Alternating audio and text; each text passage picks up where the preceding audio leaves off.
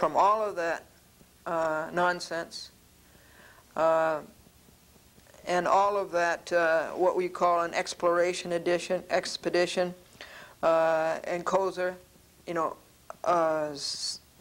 seeking disclosure that failed to show any relevancy of the matter sought to the case at bar, where disclosure would be against a public interest, as this was, where the disclosure sought amounted to an exploration expedition, where the disclosure sought was the deposition of one who was no longer under the control of the party which had been his employer, where an oral deposition was noted simultaneously with written interrogatories, where the disclosure process was being used to harass or unduly burden a party, and where the disclosure sought was premature.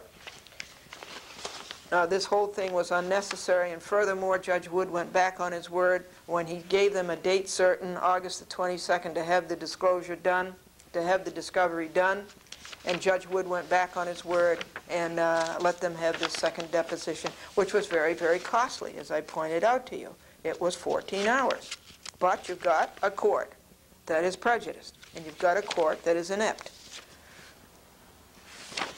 And you've got a court where the judge is already retired, I believe, and still collecting his $103,000 a year from us taxpayers. Tortfeasors, Andrew Larkin, Kevin Larkin, also the Walshes and the Alpuccis, have no defense, and they never will have a defense. They broke the laws. It's a matter of record, videotape, audio tape, and on paper.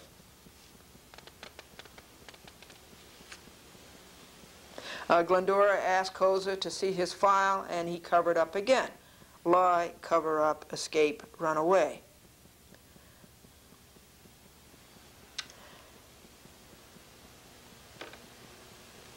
Lawyers, Larkin lawyers defaulted for 2 months on answering a summons, but Judge Wood just as soon break the law on that as not. And so he ruled it was okay that they went 2 months without answering a summons, that they had 20 days to answer. I think, and I strongly suspect, collusion.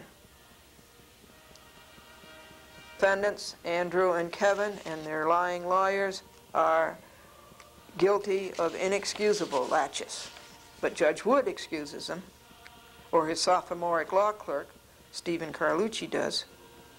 Made again and again that the injury resulted from Andrew Larkin and Kevin Larkin, both of them, the father and the son, and he a police officer on the Harrison police force, of their reckless, willful, and wanton conduct. To be applied, and also there were several aggravated harassment calls, and I have reason to believe that many of those came from Kevin Larkin. Now, Kozer isn't going to get anywhere talking about the noise, what kind of noise it was, what kind of a ball it was. That's nothing, because what is at issue here and what is being dealt with is the law breaking. The violation of the White Plains Noise Ordinance, hooting, shouting, hollering, whistling, singing at any time or place so as to disturb a person's health, comfort, peace, repose, in any residence or any dwelling. That's the first law. The second law that was broken was the harassment, intent to annoy and alarm with no legitimate purpose. The third law that was broken was intentional infliction of emotional disturbance with no physical effect. And the fourth law that was broken was the abusive and insulting language. So just have to keep, they're trying to get away from the law, so you just bring them back to the law. And it's, you have to do this with the defendants, you have to do this with their crooked lawyers, and you have to do it with a court that's prejudiced, bringing them back to the law. An intentional tort. An action for injury as a result of an intentional tort. Intentional conduct, willful, wanton, and reckless conduct by a Harrison policeman and his son. The damages resulted from an injury of the defendant's reckless, willful, and wanton conduct. Committed acts. as described above.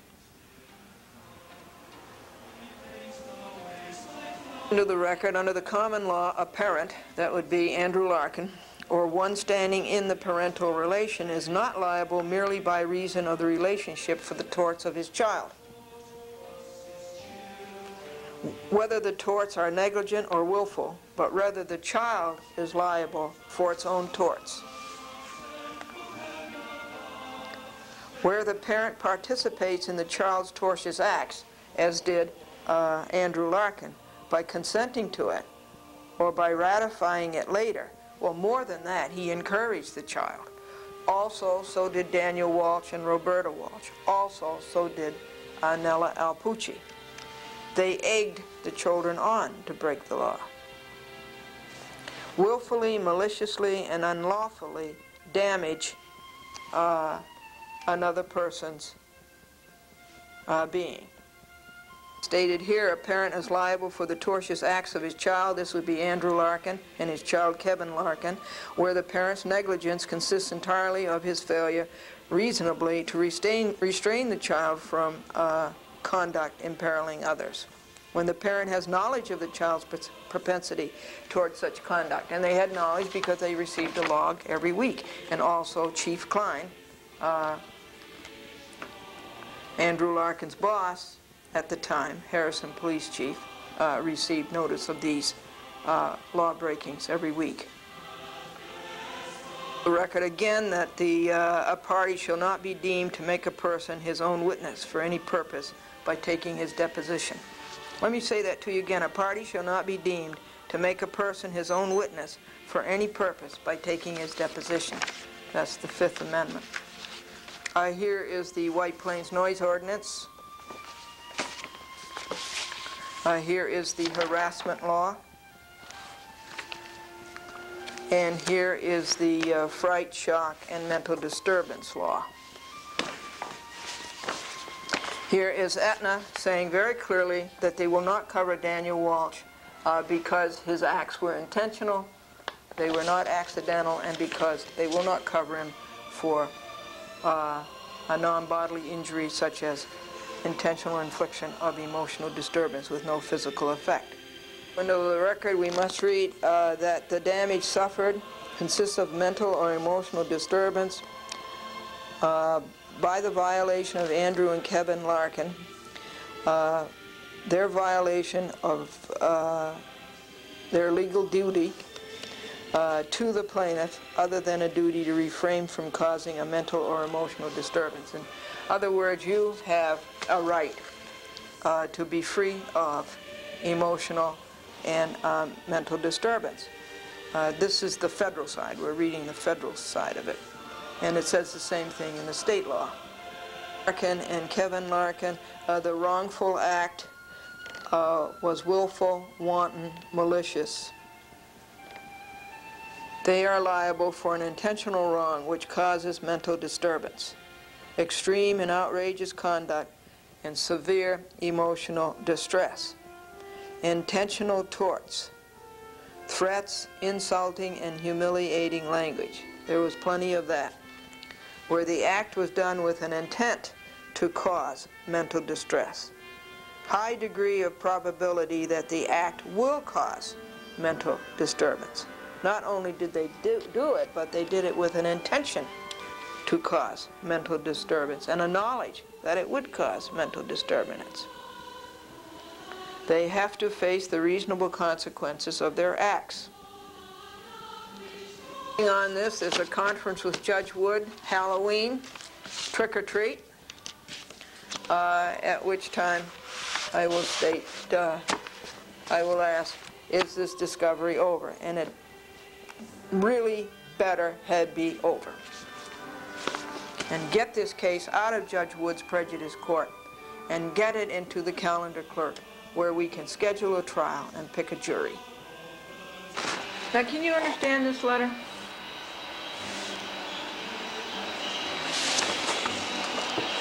It's not Stephen Carlucci, it's Paul Carlucci. I beg your pardon. This letter is from Paul Carlucci, and it says to Glendora,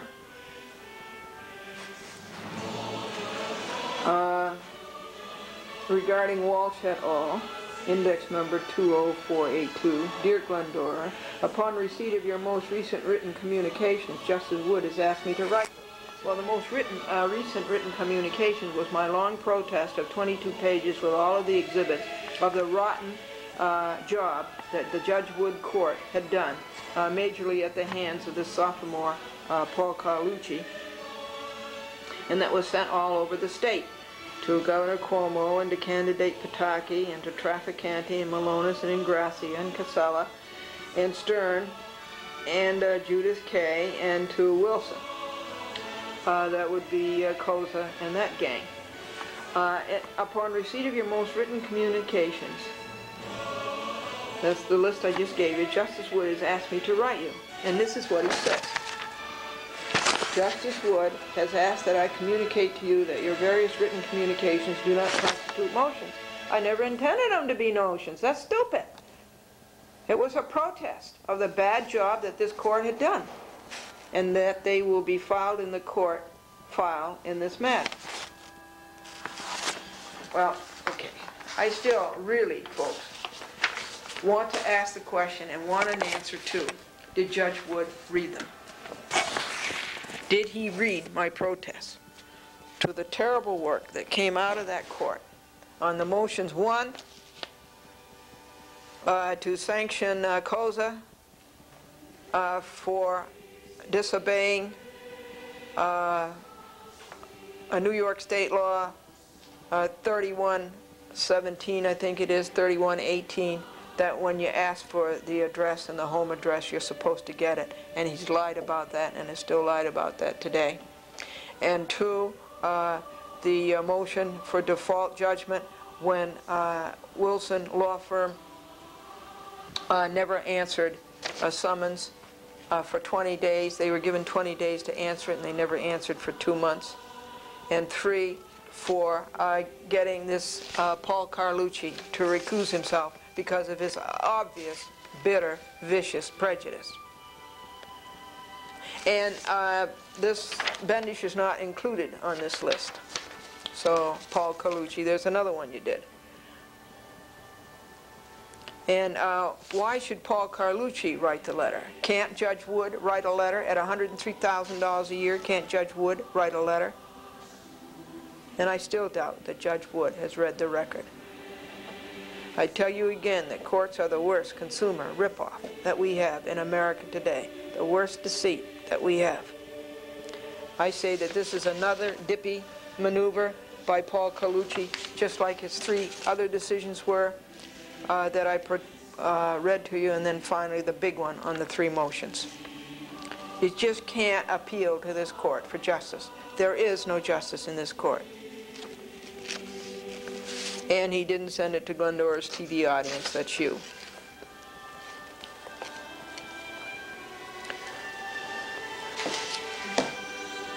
So dependent upon law clerks because judges let law clerks do all the work for them, and they don't want to accept the apple cart and do the work themselves. Other than the fact that for that dependence upon law clerks, we also have the judges' dependence upon law clerks because judges don't know the law. It would be good for a judge to sit down and read the New York statutes. That would be a good thing for a judge to do.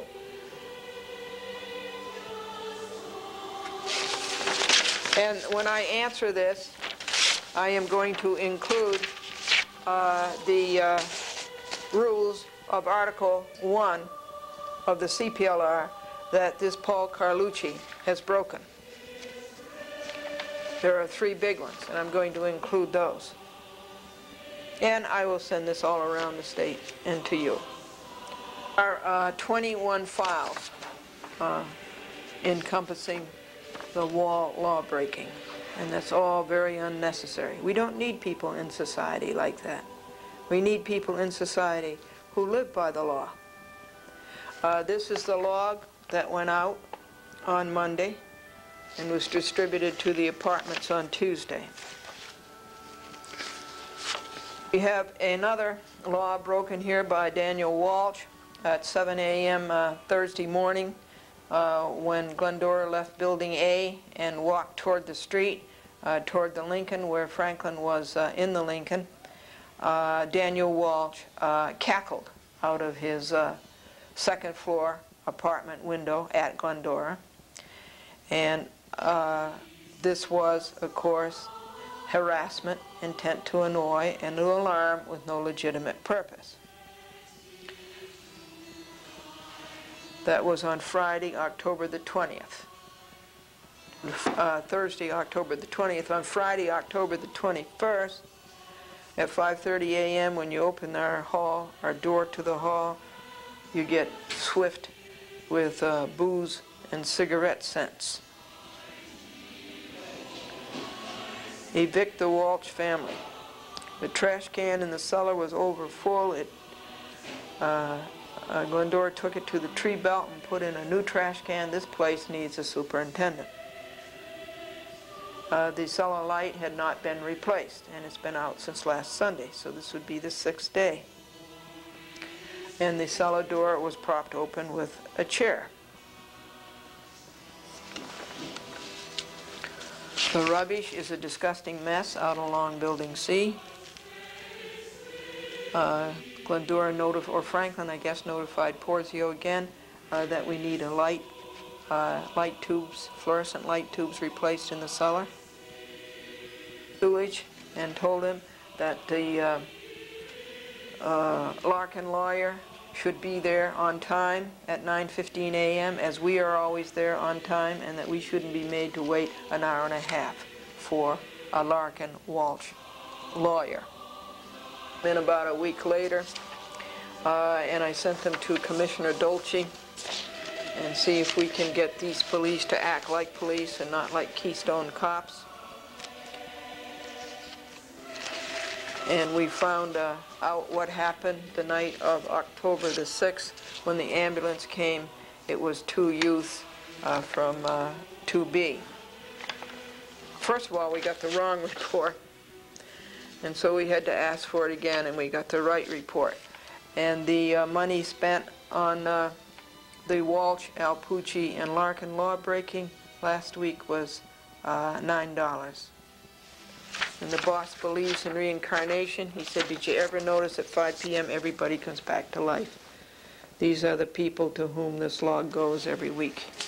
And it cost $9 this past week. And that was Exhibit 5. They have 100% peace as far as law breaking around 21 Greenridge Avenue. And Monday, October the 24th, it cost $14 to print the wall log and to post it. And there was 100% peace on Monday.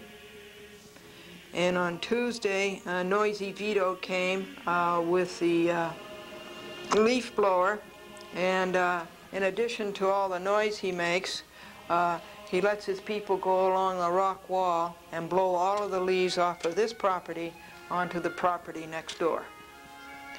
I really don't have much respect for landscapers. And the light tubes in the cellar were finally replaced on Monday.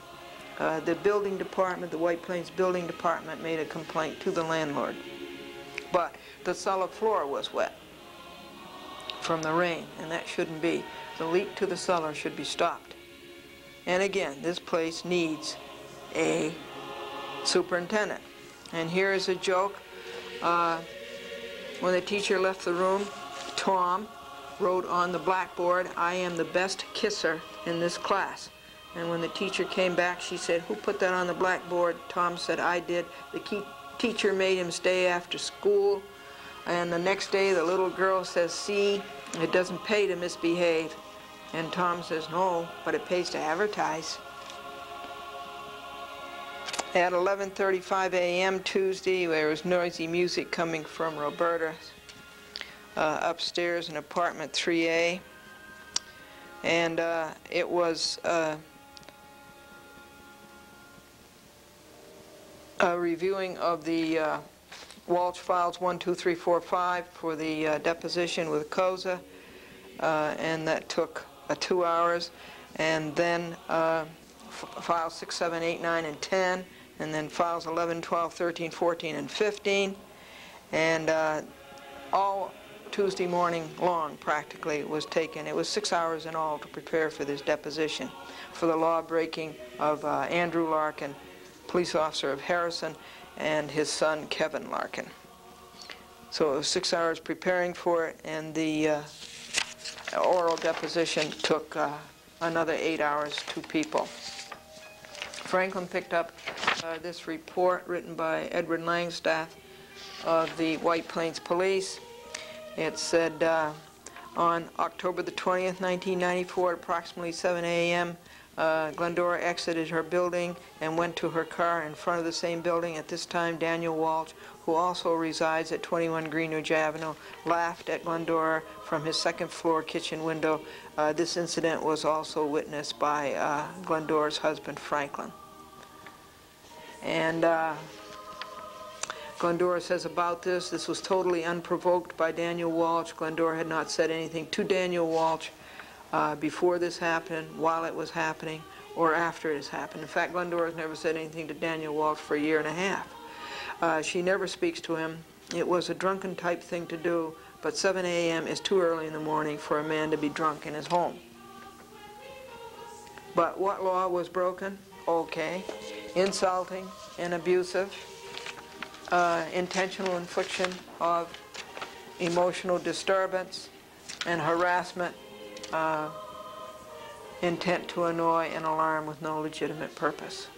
Walsh was deliberately making noises in the hallway, so 2 laws were broken: harassment and intentional infliction of emotional disturbance. And these would be tortious acts, number 964 and 965. The total time on Walsh Tuesday was 14 hours. The total time on Walsh Wednesday was 10 hours. And an hour earlier in the week would be 25 hours. 3 hours to videotape this morning, Thursday, October 27th, 1994. And 3 hours to edit, bringing the Walsh time squandered and stolen up to 31 hours this week. Store owner in Vermont said, "I don't need to advertise." He says, "I've been here 40 years, I'm established." And the advertising salesman says, "You see that church up on the hill? It's been here 150 years, but they still ring the bell every Sunday morning." The traveler asked the druggist for a small tube of toothpaste. The druggist gave her a large tube of toothpaste, and she said, "I wanted small," and the druggist says, "Well, they come in large, giant, and super." So if you want small, you have to buy large. A man turned 100 years old, and everybody was there writing stories about him, the newspaper and the television, and he says, "Well, I can't see what all the fuss is about." He says, "I've done nothing to be proud of. All I did was grow old, and it took me a long time to do that." On the Scott Lord, Glendora versus Duberstein and Hall and Maloney and Kavanaugh and Mann and Derby and Jones. We are waiting for the United States Court of Appeals, Second Circuit, to rule on Glendora's rehearing and to rule on Glendora's protests about the outrageous costs and the ripping off by the United States Attorney Mary Jo White through her assistant Lorraine Novinsky. Versus Judge Coppola, the Division of Housing and Community Renewal, New York State, and the William Street DHCR. What happened this week? We're going from the week of October the 20th to the week of today, October 27th. What happened on Coppola? Nothing. And there won't be. It's asleep down in the basement bin. There will not be an oral argument on that until December, I believe, 1995. Oral argument before the appellate division. And Coppola's getting Gannett's endorsement. Okay. Well, whoever gives Gannett an endorsement? I have never heard anybody all over Westchester County say anything good about Gannett newspapers.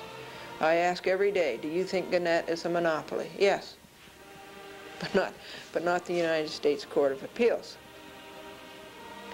Now, so I remind you again, do not vote for Judge Matthew F. Coppola. He is a judge with no judgment. And as to what is happening on Glendora versus Elizabeth Hubbard, Michelle Mayapak, and Alan Beth, and the Fund for Ancient Courts, nothing. You know that the appeal had been made, and I just don't know where it stands, except that their bad record is all over. It was on Continental on Sunday. It was on Harrison, Port Chester. It was on White Plains, I believe. Their bad record, oh, it was also down in Manhattan. Their bad record is all over the place, as it should be. The Fund for Ancient Courts. It's too bad. We need court reform so badly. And here these people are doing nothing except breaking the law themselves. Don't ever think, it's a sad thing, don't ever think that you can go to court and find justice. Don't believe what you've read in the history books. Don't believe what they tell you in high school. Don't believe it. It doesn't exist. Liberty and justice for all does not exist. There is no justice in the courts. The courts always rule on the side of the crook. And the person who gets hurt the most is the person who's already been hurt and goes to court for help.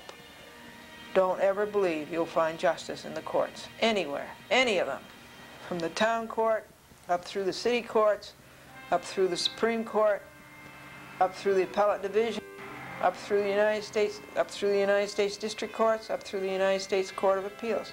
Don't believe that there's justice anywhere in the minds of the judges on those benches. Bill says that the water in his hometown is so hard you have to chew it before you swallow it. And Mark says to the customs agent, you don't have to rummage through my suitcase. It's only clothes. And just then the customs agent says, oh, well, what's this? And he held up a bottle of bourbon. And Bill says, well, that's my nightcap. Depending upon how you live, folks, you can die old at 30 or young at 80. This is my chili. When I went down to the Seventh-day Adventist store in Manhattan on 40th Street alongside the New York Public Library on Fifth Avenue, I'm appalled at Worthington Foods being such a monopoly and such an antitrust, and Dale Twomley charging so much for those vegetarian meat analogs, which are very good.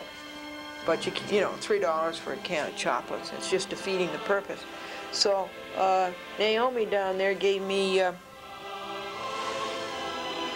book of recipes, how to make your own vegetarian dinners. And boy, this is good. This is chili. And I just call it a casserole because Anglo-Saxon.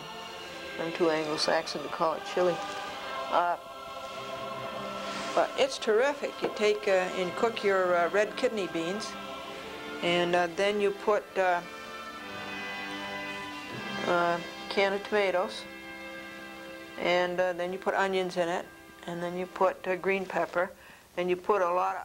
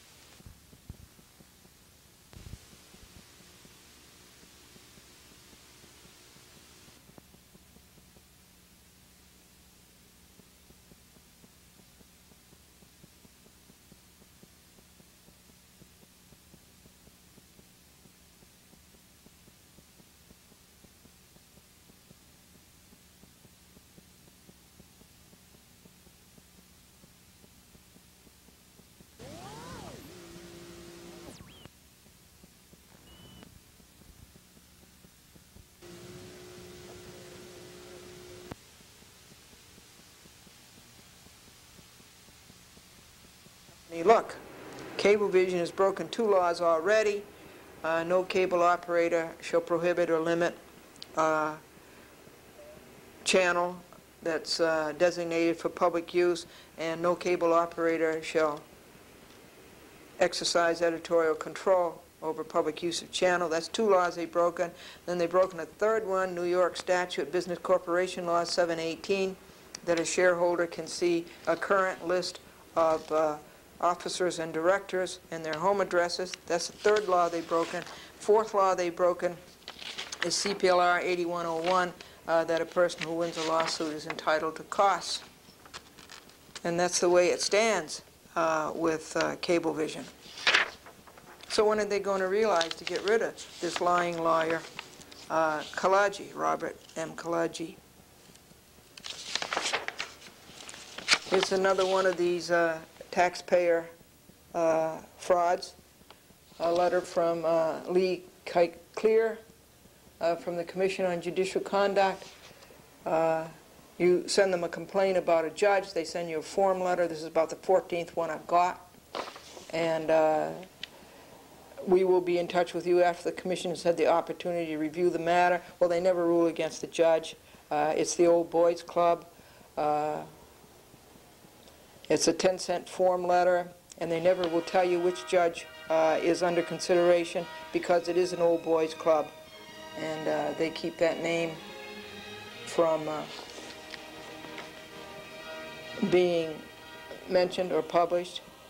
And I don't know which judge I complained about, because what I've complained about Wood, I've certainly complained about Silverman and Colabella. These would be the last 3. So take your pick, you know, which one is this one about? And I think they should be ashamed, and they should know that it's read on TV as a public record, and the person in charge of that commission is Gerald Stern. He lives here in White Plains, down off of Mamaroneck Avenue, down around Rosedale.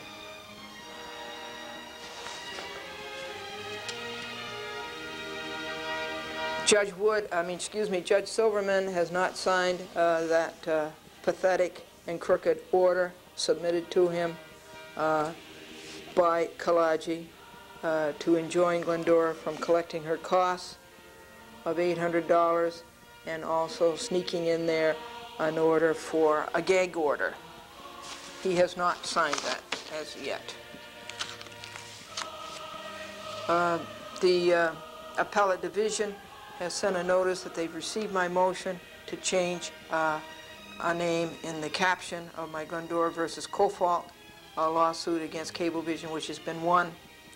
I want to change it from a typo that said Cable Systems Corporation when it should say Cablevision Systems Corporation. So we just want to put in 6 letters, and you have to go through all that. And what else? They've got the wrong number. When I sent in my motion, I've already sent in my notice of appeal of Judge Silverman's decision of 17 counts. And they sent me a number when the notice of appeal was filed, $50. But now they send me a different number for this motion, so that's all wrong. So I have to call them up and try to straighten them out about that. The things you have to put up with. The things you have to put up with. And you lose all hope that you'll ever have justice. But once you get into this thing, you know, it's like Dante's Inferno, Dante's Purgatory, Dante's Hades. You can't get out of it. You know, when is this all going to end? Don't ever go to a court looking for justice. Not in the United States. Management of Cablevision on October 24th to Charles Dolan, John Tata, William Bell, William Quinn, Cablevision, Dolan, Tata et al. Break of 3rd law. Point 1. Glendora requested in writing to inspect the current list of directors and their residence addresses pursuant to the New York State statutes, Section 718 of the Business Corporation Law. See the next page. This was the request, which was read to you long ago, that a shareholder should have that information. and Cablevision, Dolan et al. Failed to comply and thereby broke a third law. The first was Title 47 of the United States Code 531E. The second was New York Executive Law, Article 28, Section 829.3. Now, nowhere in the New York State Business Corporation Law does it say that Section 718 does not apply to a foreign corporation. Cablevision is a foreign corporation. They're incorporated in Delaware. The intent of the Business Corporation Law is that a corporation doing business in New York State, making all of the millions that they make a year, all of the millions that they make, all of the billions that they have as assets, that a corporation doing business in New York State, whether incorporated in New York or elsewhere, operate by the laws of New York State. Did Judge Silverman excuse Cablevision from adhering to New York Executive Law, Article 28, Section 829.3, because Cablevision is a foreign corporation? The following citation showed clearly that Section 718 applies to Cablevision, Dolan, Tata, and Bell, and Quinn, etc.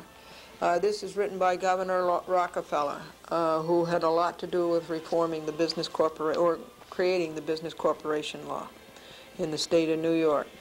And let me just read you that after such effective date, except those formed under special statutes such as the banking law, the insurance law, the railroad law, that this law, the business corporation law, shall apply to all foreign corporations organized for profit which do business in this state after this date.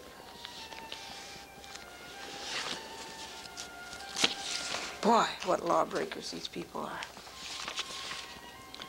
Application, Section 103, Business Corporation Law. This chapter applies to every domestic corporation and to every foreign corporation which is authorized or does business in this state. This chapter also applies to any other domestic corporation or foreign corporation of any type or kind to the extent, if any, provided under this chapter or any law governing such a corporation.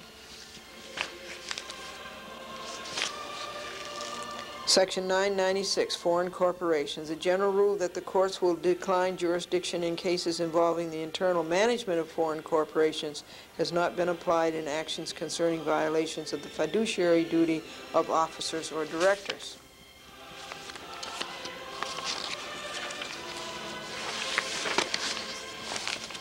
The corporation laws provide that if a shareholder, member, or creditor of a corporation in person or by the attorney or agent or a representative of the district attorney or of the Secretary of State, the Attorney General, or other state official makes a written demand on the corporation to inspect a current list of its directors and officers and their residence addresses, the corporation must, within 2 business days after receipt of the demand and for a period of 1 week thereafter, make the list available for inspection at its office during usual business hours.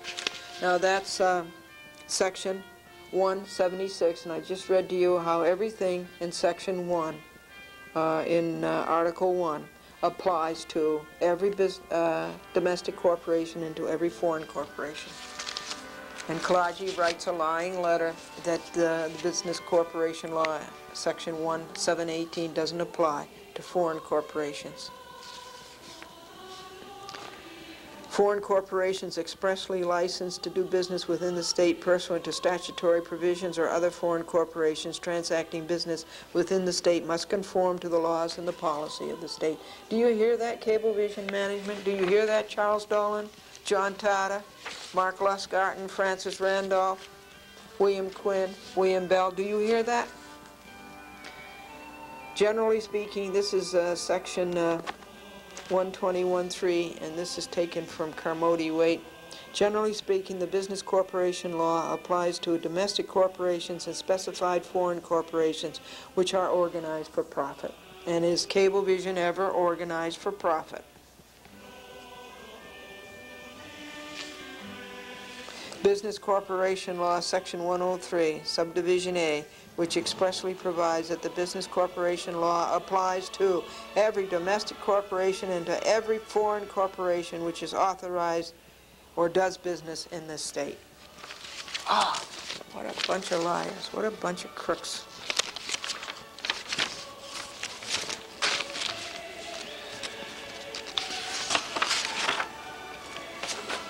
The liability of Cablevision directors and officers for misconduct. And I say they are liable for misconduct because, number one, is it in the best interest of the shareholders to break a state law, break a federal law, break another state law, and break a fourth state law? Is it in the best interest of shareholders to let Robert Kalaji run away with his Park Avenue funds that he gets from Cablevision shareholders?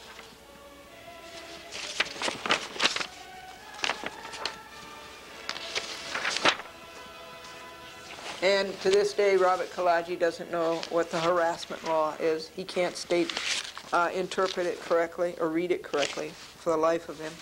I'll just read it to you. It's 2 lines. Harassment, criminal law. Glendora does not harass anybody at Cablevision. A person is guilty of the offense of harassment when, with intent to harass, annoy, or alarm another person.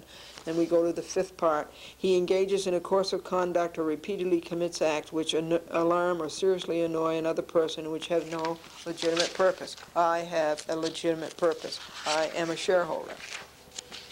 And Glendora has no intent to alarm nor annoy. Glendora has a legitimate purpose. A shareholder must be concerned that a corporation act by the laws of the land. It is not to the benefit of a shareholder to have the corporation break the laws and pay shareholder funds to lawyers to lie and cover up and ruin the company's public image. Further, you have not answered Glendora's written questions of September 1994.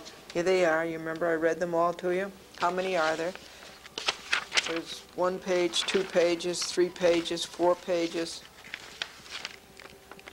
5 pages, and in all, it looks to me like there's 39 questions about the corporation that Cablevision has not answered. Instead, they've run away and hidden and covered up. All of this information a shareholder has a right to know. Ask the Securities Exchange Commission. Conclusion. Glendora gives you 2 days after receipt of this letter to have the current list of directors and their residence addresses available for 5 days for her to see, pursuant to Section 718 of the Business Corporation Law. With intense meaning and no joke of the day, Glendora, shareholder, Box 416, White Plains, New York. And we sent a copy to Gilman Burke, the law firm where Kalaji carries on all of his crooked work. Westchester Law Journal. Glendora returns to Long Island Cable after Judge Silverman rules in her favor. Cablevision took Glendora's program off cable TV in Long Island. Glendora is reading the public records in Nassau County about the Department of Consumer Affairs, about County Executive Golota, about the Nassau Sheriff and District Attorney, and about the judges in the Westbury Bankruptcy Court. The Truth, being read every Friday night at 10 p.m., got too hot for certain politicians and judges to take, Glendora has reason to believe. So they, it appears, asked their friends at Cablevision to remove the program. A chat with Glendora on November 12, 1993, Cablevision did. In doing so, Cablevision broke a state law and a federal law. No cable operator shall exercise editorial control over public use of channel. Article 28, New York Executive Law, Section 829C, or 3, it should be, no C is right, and Title 47 of the United States Code 531E. On December 6, 1993, in New York State Supreme Court, Westchester County, Glendora sued James A. Cofault, Charles Dolan, John Tarter, Mark Losgarten, Francis Randolph, Joseph Osnara, James Dolan, William Quinn, William Bell, et al., for breaking a state law. On July 28, 1994, Judge Donald N. Silverman ruled that plaintiff Glendora had a statutory right to have her program on cable TV in Long Island, and it should be returned to the cable. On September 8, 1994, it was. Glendora got a statement of judgment for her case of $797 and an execution to garnish through the Nassau County Sheriff. Cablevision, through their lawyer, Robert M. Kalaji of Satterley, Stevens, Burke, and Burt, got Judge Silverman to sign an order to show cause why Glendora should not be enjoined from collecting her $797, and why the Nassau County Sheriff should not be enjoined from collecting the same. Glendora showed lots of cause. She thinks it is pretty funny that Cablevision is terrified of the Nassau County Sheriff. Cablevision's assets are $1,141,375,000. You subtract $797 from $1,141,375,000, $141,375,000, and you'll have $1,141,374,000, well, $203 left. Glendora has reported this on her show, A Chat with Glendora, which is on 4 Cablevision systems here in Westchester, 3 in Westchester, and also on TCI, Continental, TKR, Cross River, White Plains, Public Access, and Manhattan Cable TV. Westchester Law Journal on October the 24th, 1994, Monday. On the bad management, the fugitives who are running Cablevision on the week of October the 20th to October the 27th, 1994.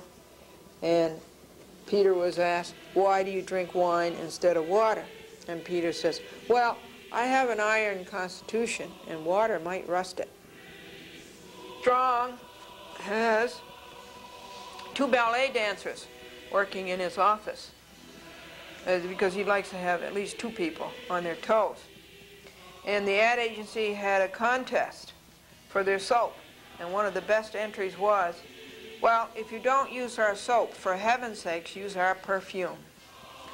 And now I want to tell you about Michael Gelman, who is the producer of Live with Regis. I'd like to read you Franklin's affidavit of service. It's on Glendora versus Michael Gelman. This is in Small Claims Court in Manhattan. Franklin Buell, being duly sworn, deposes and says he's not a party to the action, is over 18 years of age, and resides at Box 416, White Plains, New York, 10602. Deponent declares that he personally went to 7 Lincoln Square, New York, 10023, the place of business of Live with Regis, and its producer, Michael Gelman. The date was October 20th, 1994. The time was 2:40 p.m.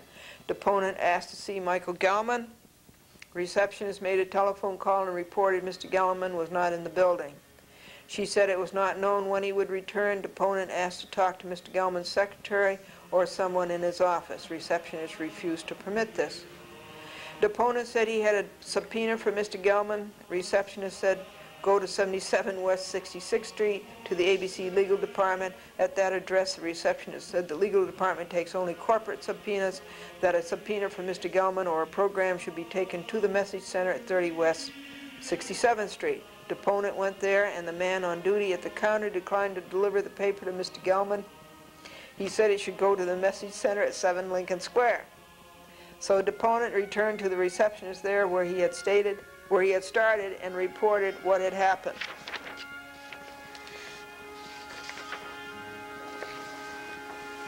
Deponent said he would take the subpoena to the message center, which he knew was down the hall a short way. Receptionist and 2 security men on duty said he couldn't do that. The message center was closed and nobody was there.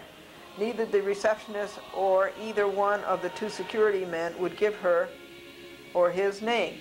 It was now 3:05 p.m. The receptionist again refused to allow deponent to talk to someone in Mr. Gelman's office. Deponent showed receptionist the subpoena and handed her a copy saying, "You are served." She put it on the counter and then pushed it on the floor. Receptionist was female, black, dark hair, about 45 years old, weight about 135 pounds, and height about 5 feet 6 inches. Deponent picked up the subpoena from the floor and walked the approximately 75 feet to the message center. Trailed by one of the security men, deponent placed the subpoena on the desk just inside the opening through which papers for the message center are handed. Deponent left 7 Lincoln Square at 3:07 p.m. Franklin Buell, subscribed and sworn to, before me this 25th day of October, 1994. Now, why do they want to cut such a bad record? They think they're going to get away with it, that's why.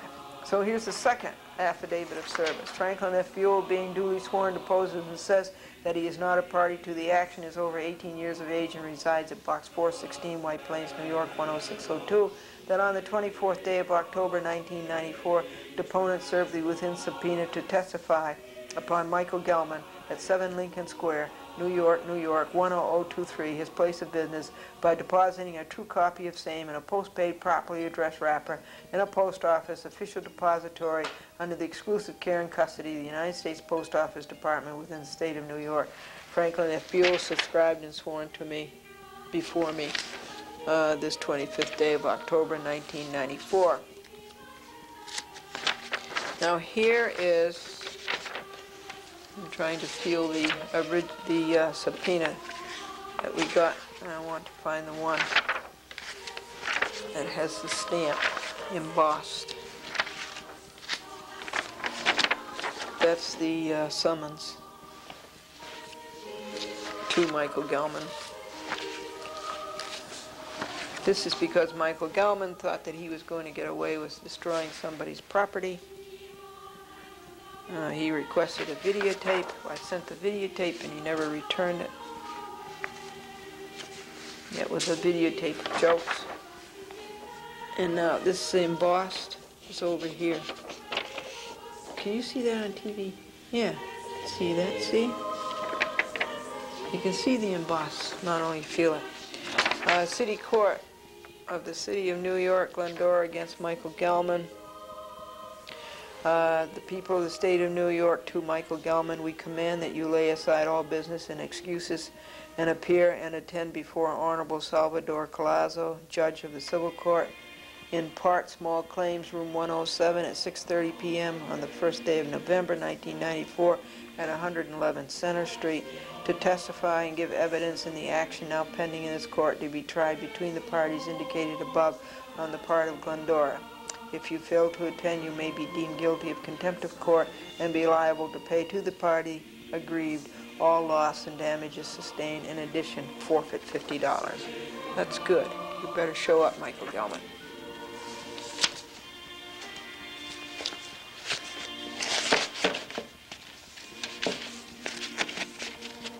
There's something about it. I'm supposed to give him $15 when you serve him, but if he doesn't show up in person, you can't very well leave $15. In the small claims court in Manhattan, they're pretty nice and pretty helpful. It's on the 3rd floor.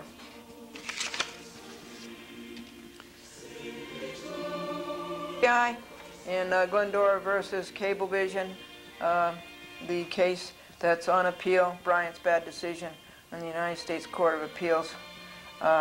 He came down to hear the oral argument that we made before Gannett. Sacrificed to come in all the way from Brooklyn and sit there and support me during my oral argument against Gannett for antitrust and monopoly. And I said my prayer. When I went up for my oral argument, the judges were Lavelle, Pratt, and Cabranes. And then I asked him, can I have 10 minutes instead of 7 minutes? And Lavelle says, I'll rule on that after I hear the first 7 minutes. So I went through and I read my oral argument, just as I had read it to you, except that I cut it down. I really had it down to, I had it down very well to 8 1/4 minutes. And so when the 6th minute came along, Lavelle says, you have 1 minute left. He says, I'm going to grant your request, and I'm going to give you the 3 extra minutes. Do you want them now, or do you want them for the rebuttal? And I said, I'll take all the minutes but 1 now, and I'll save a minute for rebuttal. That was exactly the right way to do it. And Kalaji showed up there, and Kalaji is not on the list of people admitted to the bar of that court. And so Kalaji stood up and he said, he's very, very weak at oral argument, terribly weak. He stood up and he said, I will stand on the recommendation of Magistrate Judge Fox and on the decision of Judge Broderick. And he says, this is the 3rd lawsuit that this person has filed against my client. She is a frequent filer. And I stood up and I said, and he sat down. That was the sum total of his oral argument, just like at the appellate division. It's nothing. Just like with Bryant, it's nothing. And he sat down and I stood up and I said, thank you, Mr. Kalaji, because you have made my point for me. He said that I had had 3 unsuccessful lawsuits against his client. And I said, 3 unsuccessful lawsuits, that's because you can't find a fair trial against Gannett. Isn't that so? Yes, that's so. And so then I went back to reading my paper because I had it all read except for the two last points, and I read those two last lines, and then I sat down. Oh no, and then I went away. And then we went to the small claims court, and we got the subpoena on Michael Gelman, and as you know, oh, we also went to Manhattan Cable TV. You have to renew your program there every 13 weeks. We did that. We also told them at Manhattan Cable TV that we wanted to sign up to make a promo for our program. And then Franklin tried to serve Michael Gelman, who's a fugitive of service, and then we came home to Westchester, and I was late to TCI for the first time. And but Franco and I got it done. We got all the footage done, and Franco was not very helpful. Rob Osinoff would have been about getting 2 dubs made, but the next day Lizanne Powers got the dubs made. So we thank Lizanne for that very much. White Plains said that they would try to do them and to call back in the afternoon, but by then Lizanne had them made. Thank you very much, Lizanne Powers. Now Friday morning, it took 6 or 7 hours just to get through the distribution of A Chat with Glendora, which cable company to get these to, and on which format, 3/4 inch or Super VHS or VHS.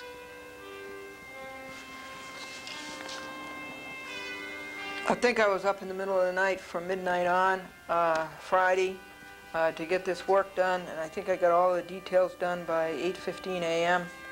And then I started the telephoning, and I got that all done by 11:30 a.m. and I was able to sit out in the field in the sun in the cloudless blue sky.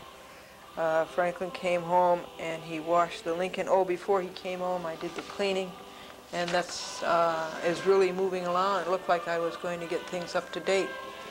And then I helped Franklin wash the Lincoln, and then I did the paint touch-ups on the Lincoln.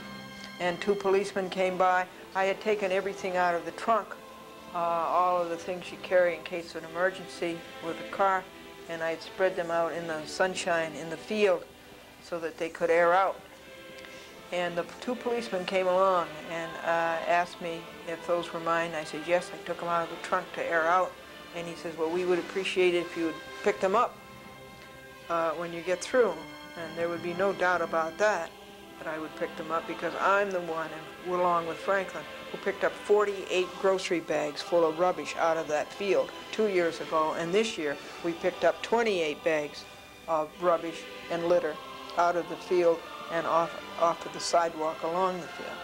So he was really talking to the, he really had the wrong idea there. Let's see. And then we did the end of the week finances, all of the entries of the money in and the money out. There's much more out than in. And at 6 p.m. I couldn't stay awake any longer after having been up since midnight. And I went to bed after checking the TV, which was no good anyhow. Went to church, we got all the laundries done. And then we got all the details done, all of these logs, Cablevision and wall. And the telephoning done, and at 6, not until 6:40, no, 5:40, did we make a spring for Office Max to try to get the copying done, and we got down there, and the Xerox machine, through abuse, was broken down, and we couldn't do any copying. So we went to Pathmark. That was Sunday. Guys was terrific. He installed the door actuator for the passenger front. That hasn't been working for years, and he also fixed the little vent window so it goes up and down just as smoothly as anything. And he also installed the trunk latch.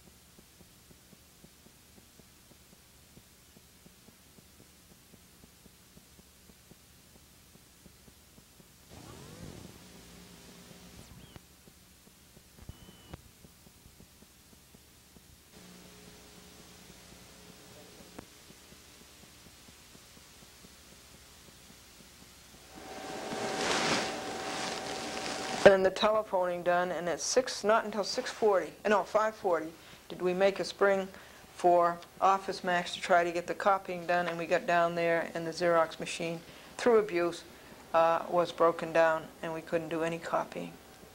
So we went to Pathmark. That was Sunday. Guys was terrific. He installed the door actuator for the passenger front that hasn't been working for years, and he also fixed the little vent window so it goes up and down just as smoothly as anything. And he also installed the trunk latch for the 1980 Lincoln so that you can open it with a keyless entry, and also so that you can open it from the glove compartment. I tell you, all these luxuries that you get in a car are just something to wear out later on and replace. But John Idice is wonderful to do that. I walked all the way from his place down where the Department of Motor Vehicles has the driver's test, all the way up to Office Max, and I was exhausted. And the machine hadn't been fixed. The Xerox man didn't get there until 11:30, and it took 2 hours on the self-service copiers to do the Gannett mailing that went out. And I spent about $35 there at Office Max on copies. Finally, the Xerox man came, and the other things got done. The wall log and the Glendora TV log, and the protest of Cablevision about their breaking Section 718 of the Business Corporation Law. And then it cost about another $20. Oh, it cost $20 to copy, and it cost $20 to post all these things on Monday. Was that screwy Larkin deposition, because we have a prejudice court in Judge Wood, and because Larkins broke the law. And so that was 10 hours, no, 14 hours on Tuesday and 10 hours on Wednesday, cleaning up after it and making the notes on everything and getting the files back in order. And today is Thursday, and the videotaping has taken 5 hours already, and it will be editing this afternoon, and the editing will not get done this afternoon because there's too much law breaking by Larkin and by Cablevision and by Gannett. And for some jokes, when a comedian got an award, he thanked his 4 writers, and when Robert Schuller got an award, he thanked his 4 writers, Matthew, Mark, Luke, and John. And there was a play on TV, and at the end of the play it said, "The characters in this play are purely fictitious and bear no resemblance to any person living or dead." And the woman watching the play said, "Yes, that's what's wrong with it." And Benchley, Robert Benchley, said it took him 15 years to find out that he was not a writer, but by then he was so successful at it he couldn't afford to give it up. Franklin is not here, and so you're going to have to take second best, I'm sorry to say, or third or fourth. Just a closer walk with thee, Jesus, grant it if you please. Daily walking close to thee, let it be, dear Lord, let it be. Take good care of yourself. I don't know, stand up for your rights. It's not going to... O thou of God and man the Son, thee will I cherish, thee will I honor, thou my soul's glory, crown, and joy.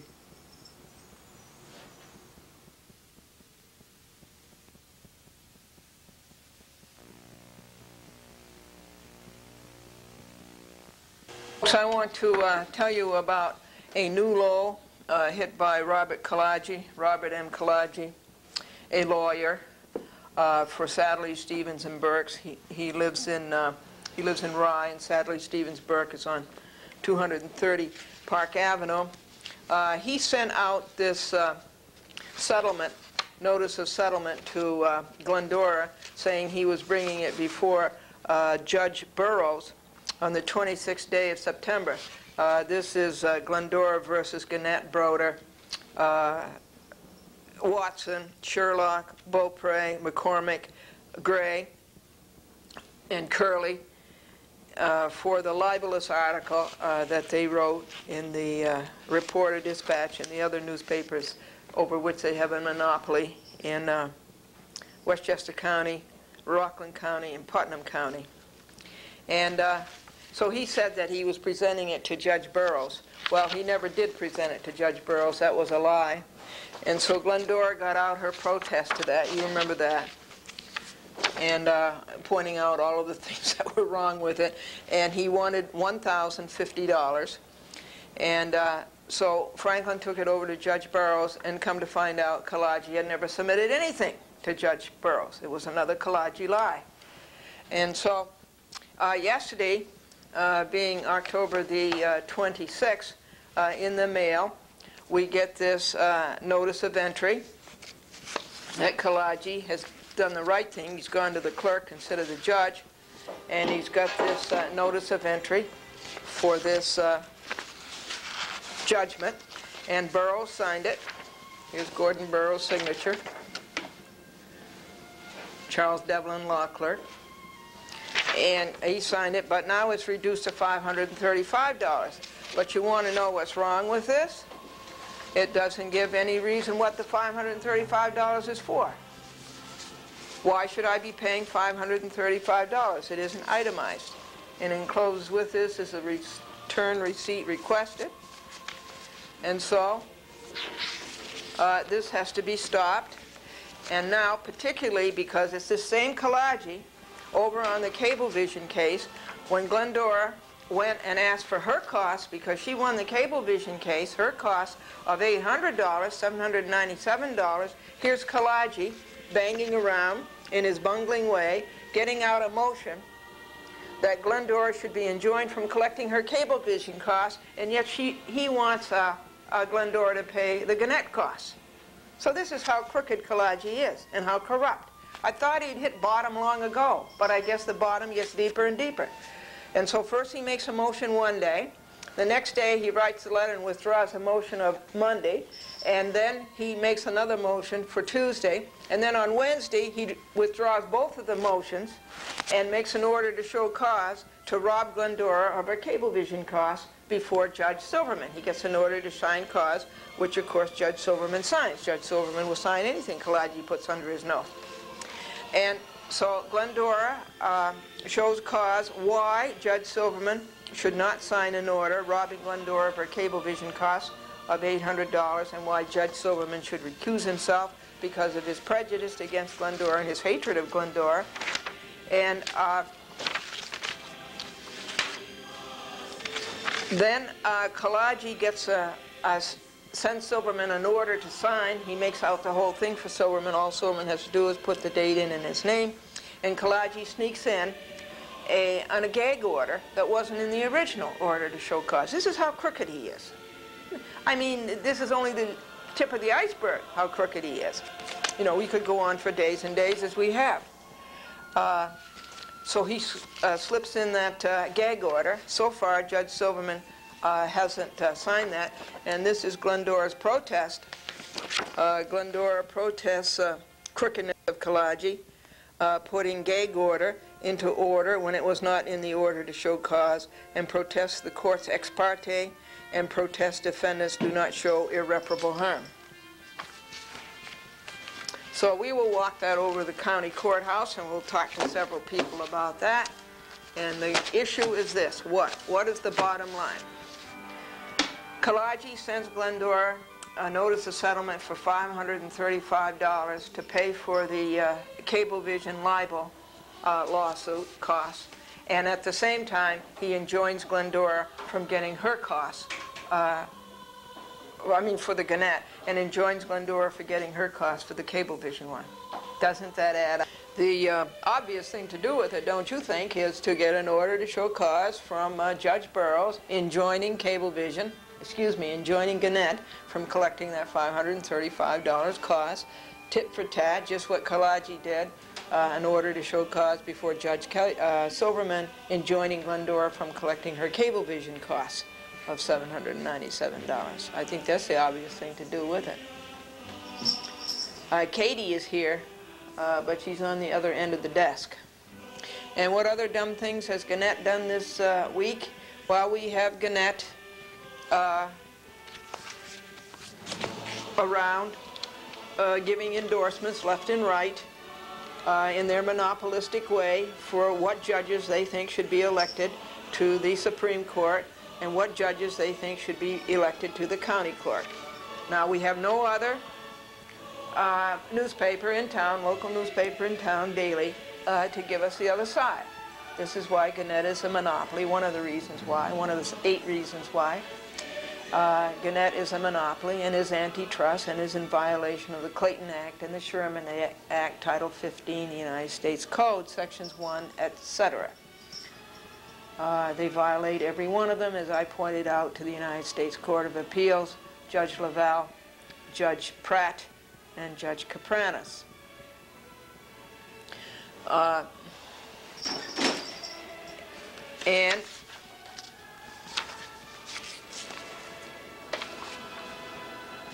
And in fact, the thing to do was to write to Judges LaValle, Pratt, and Cabranes of the United States Court of Appeals, Second Circuit, Foley Square, Manhattan, the second highest court in the United States. Write them this letter. Judge LaValle, Judge Pratt, Judge Cabranes, United States Court of Appeals, Second Circuit, Foley Square, New York, New York, 10007, October 24, 94. Here's why Glendora was unsuccessful, quote unquote, in 3 courts, pointing out the law-breaking of Gannett. Here is the reason. These judges live and die on these endorsements by Gannett.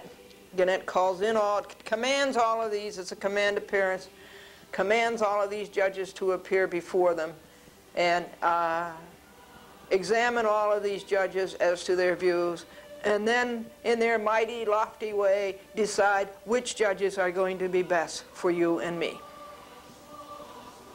So I enclosed that and sent that to these 3 United States Court of Appeals judges. I just read you their names. These endorsements in today's Gannett Monopoly newspaper show you how Westchester judges and their political bosses grovel for the Gannett endorsement and why nobody can get a fair trial against Gannett. The only newspaper in town because they gobbled up all of the dailies and broke Title 15, the United States Code, Section 1 et al.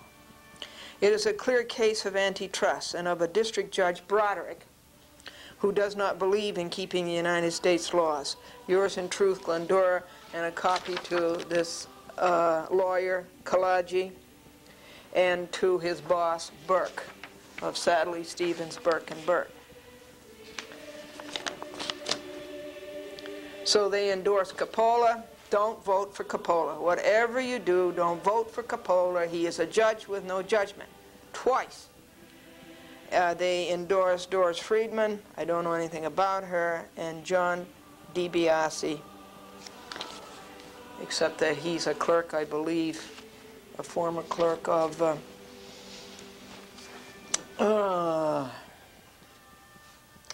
Scarpino, Judge Scarpino.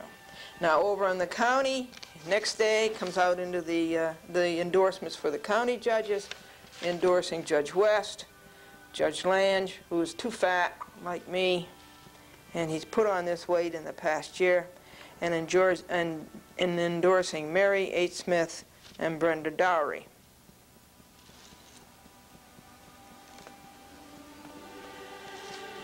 And all of their self-appointed, monopolistic, antitrust reasons why these people should be the judges. Now, if we had another newspaper in town, if we had a fair game here, and it wasn't monopoly and it wasn't antitrust, we would have another newspaper to have the other side. Gannett is a monopoly because Gannett does not print both sides. They just absolutely do not print both sides. Further, they do not cover the news. All kinds of things are happening in our area that Gannett never covers in their bungling way. They never cover it. They're a monopoly because they will not print letters to the editor that oppose Gannett or criticize Gannett. They are a monopoly because they have made the classified advertising rates go out of sight. They are a monopoly because they make you pay for advertising in the classified section for areas you don't want. you want somebody from White Plains, they make you pay for all of the other towns in Westchester, and they make you pay for Rockland and for Putnam. They are a monopoly because they charge too much for the Sunday paper. Those are some of the reasons Gannett is a monopoly, and it should be stopped. And we have right now before these three judges my appeal of Judge Broderick's wrong decision. Judge Broderick was wrong in the Gannett's decision, letting Gannett break United States law, the Sherman-Clayton Act, just as Judge Broderick let Cablevision break an obvious 47 U.S. Code 531, no cable operator shall exercise editorial control over public use of access.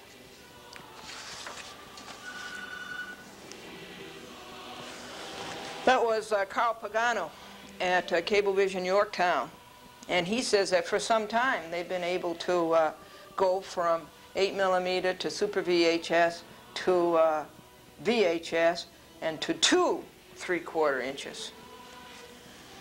Well, I would like to see that, and I should go up there and edit and see that and experience it. But of course I don't have time to do that with all of these lying lawyers like Kalaji, and a paper every day to refute something crooked, and the inept courts. So where were we? We were talking about the Gannett endorsements. This week we got out this letter to Judges Lavelle, Pratt, Cabranes, United States Court of Appeals, 2nd Circuit, Foley Square, New York, 10007, that Robert M. Kalaji is not on the list of lawyers admitted to practice before this bar. And yet he has submitted several briefs, and he did an oral argument October 20th before this bar. A copy to Gannett, to Burke, Gilman Burke, at Sadlerly, Stevens, Burke, and Burke, and a copy to all Gannett defendants.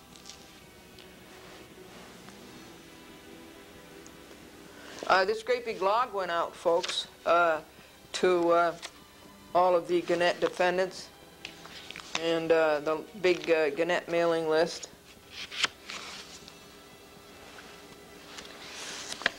It included all of the things that you just heard today about Gannett asking, Kalaji asking for $1,050 costs and lying about handing it into Burroughs, and then coming back with $535 judgment when Kalaji got an order from Silverman to rob Glendora of her Cablevision costs. See, he's a lawyer on both of those. He's the liar on both of those. Anyway, this is how big this great big log is.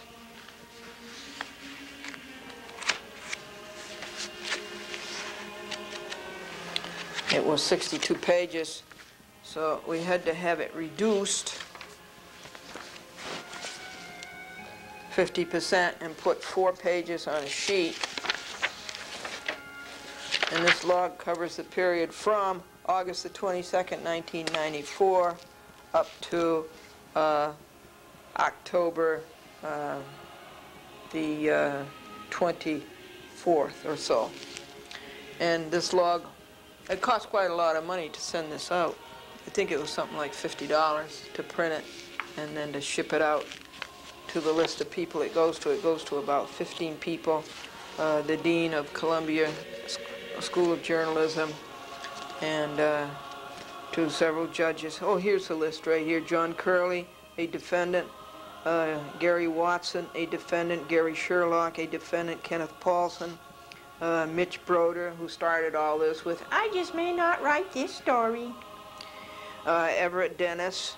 John Consoli, of Editor and Publish. Everett Dennis is head of the Center for Media Studies, Columbia University.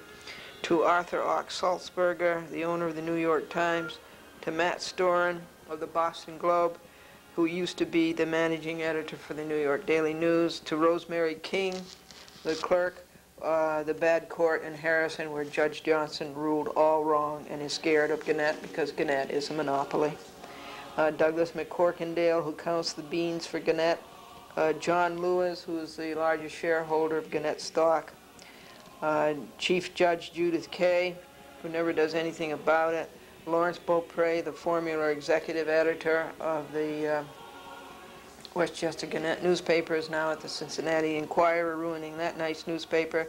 John Clark, the Antitrust Division, United States Department of Justice. Robert N. Kalaji, the lying lawyer that we just got through telling you about.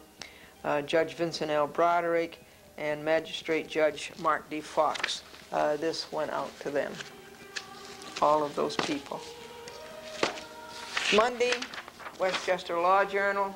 This article comes out about cheap Cablevision through Kalaji getting an order to show cause to enjoin Glendora from collecting her costs for the lawsuit that she won against Cablevision. I think that's CPLR 8101. And they're breaking, that's their fourth law that Cablevision's broken, but we'll get on to more of that. Unfortunately, Kalaji is a lawyer for both Cablevision and for Gannett. So this is from the Westchester Law Journal, and I will read that to you when we come to the chapter on Gannett.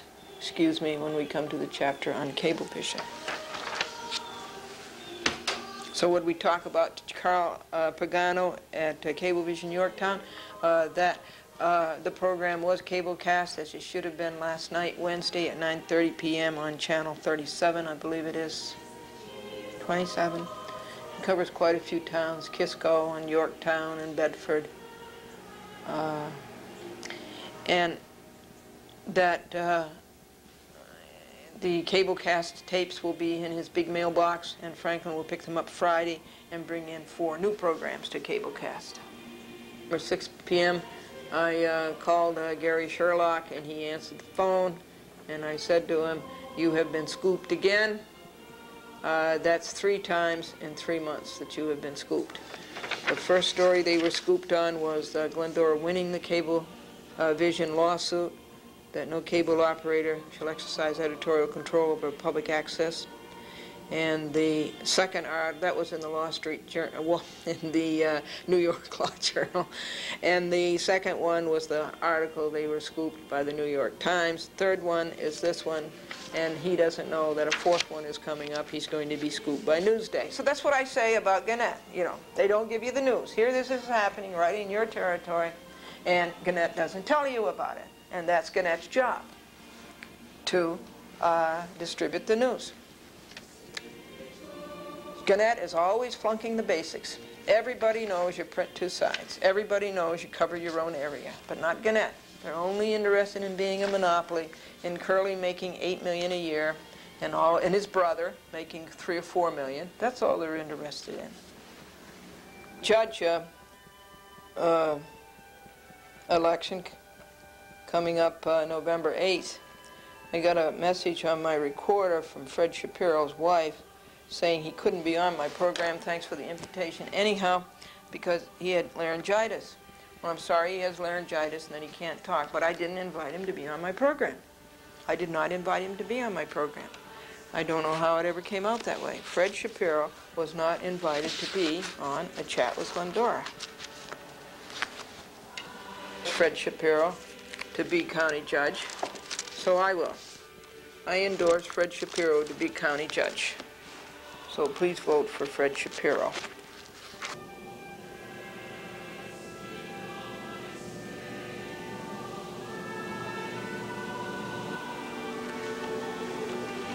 Marilyn came home and she said, they have found something at work that will do the work of 5 men. And guess what it is? 1 woman. And you're lucky if you go to work today, if you get to work today without being hit by a machine. You're lucky if when you arrive at work, you find out you haven't been replaced by one. And one secretary said to another, I know that this machine will do the work of 5 men, but frankly, I'd rather have the 5 men. And now what's going on with Glendora versus Scott Lord? Conrad Duberstein, Robert John Hall, Andrew Maloney, Harold Jones, Neil Mann, Teresa Kavanaugh, Richard O'Connell, Joseph Derby, Jan Stahl, and Jeffrey Burns. In the United States Court of Appeals, we're waiting for the panel. Who was that panel? Winter and Cabranes and Jacobs to rule on Glendora's rehearing that their decision was all wrong and was prejudiced and was just a decision to cover up Judge Cattell and to cover up Judges Hall and Duberstein, the old judge buddy system. You know, what can you expect? You would expect justice. Oh. And so we're waiting for the decision on that rehearing and their decision on my objection to greedy Mary Jo White and Lorraine Novinsky on collecting the cost of $230 printing for something that I could have got done for $2. So, boy, what a record these people cut.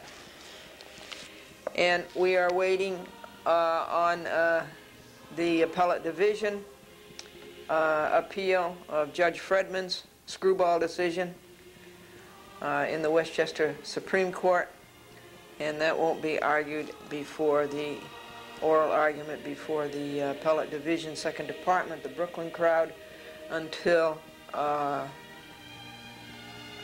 would say December 1995 or January 1996. Isn't it great that the appellate division, second department, is a year and a half behind in their work? I drove 65 miles out to Long Island, oh, boy, out to Hauppauge, that's the county seat of Suffolk County, for the hearings as to crooked judges and crooked lawyers and inept judges and so forth, and spoke my piece. But anyway, I'm going to tell you about that at great length later. Anyway, I want you to know that I drove by Oyster Bay Road, which I think is exit 26 south on the northern state, where I had the misfortune of meeting Scott Lord on September the 6th, 1986. Now, some jokes. Bobby says that he knows the value of a literary background. He puts books in the seat of his pants before he gets spanked. And Joan says she has a neighbor who watches the sugar market very closely, and she borrows the sugar when the price is high, and she returns it when the price is low. And a budget, folks, is something that keeps you, or at least a budget is something that tells you what you can afford, but it doesn't keep you from buying it. Now then, last Thursday when I was videotaping the record for you, the telephone rang, you heard it, and it was Clerk Frank at the United States Court of Appeals, Foley Square, the Second Circuit, saying that Judges Cabranes, Laval, and Pratt had affirmed Judge Broderick's very sick decision that Gannett is not a monopoly in Westchester, Rockland, and Putnam. You live in Westchester, you know that's a lie. You know they are a monopoly, and you know that you are injured because they are a monopoly. So, I thank Frank, but I certainly let him know that the court was crooked, was stacked, was rigged, and it's another inept court job and another inept judge's job. I let him know that. The next day I called and thanked Frank, and I think this is a nice thing that the United States Court of Appeals does. They call you the day the decision comes out and they tell you, and then later they send you a copy of the decision. Let me read you this biased decision. United States Court of Appeals for the Second Circuit is at a stated term of the United States Court of Appeals for the Second Circuit held at the United States Courthouse in the city of New York on the 27th day of October, 1994, present Honorable George C. Pratt, Pierre N. Laval, Jose A. Cabranes, Circuit Judges. I will withhold on the Honorable. Glendora Plaintiff Appellant versus Gannett Company Incorporated, Gannett Suburban Newspapers, John Curley, Gary Watson, Douglas McCorkindale, Gary Sherlock, Kenneth Paulson.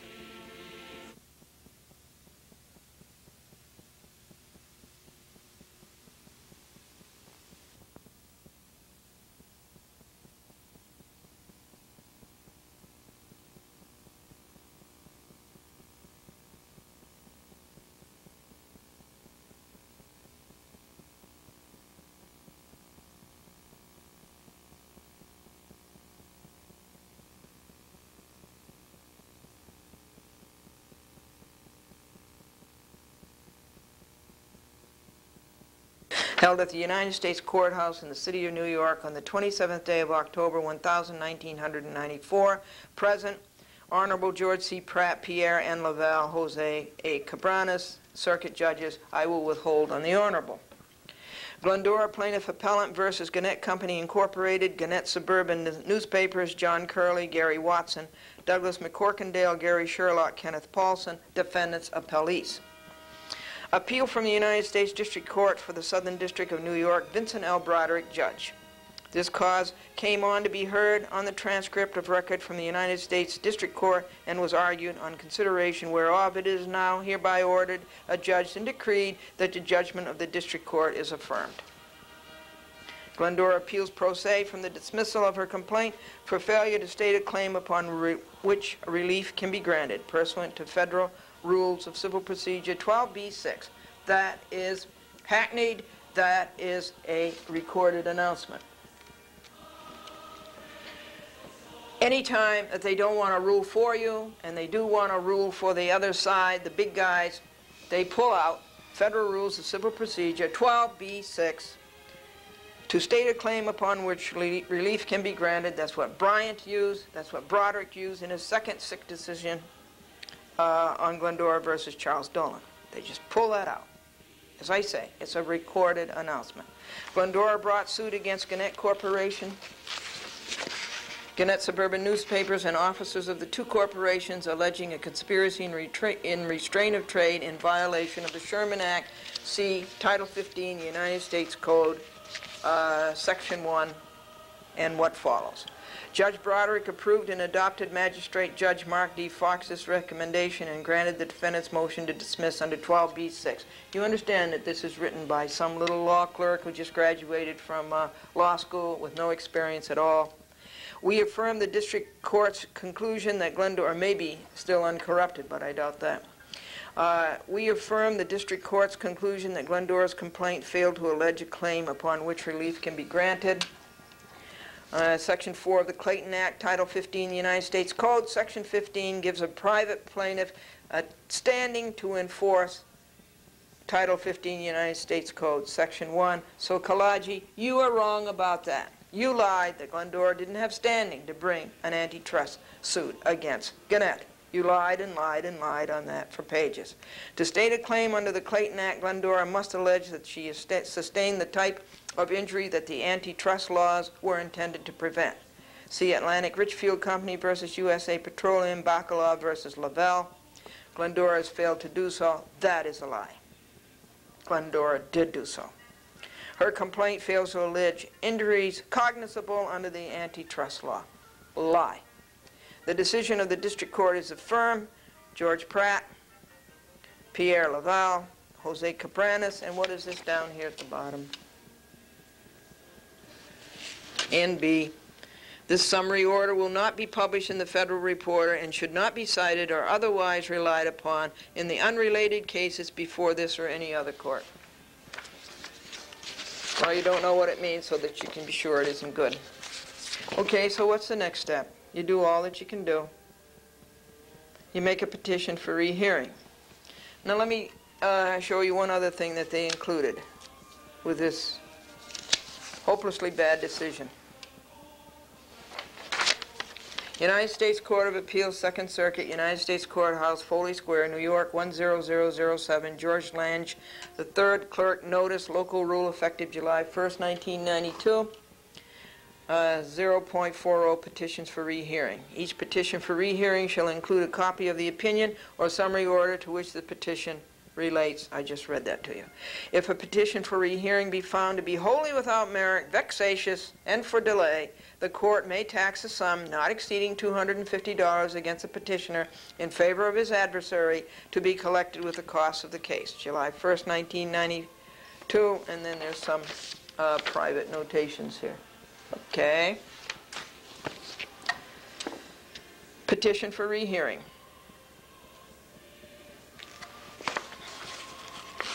Not that they're going to listen. Not that they're going to give you justice.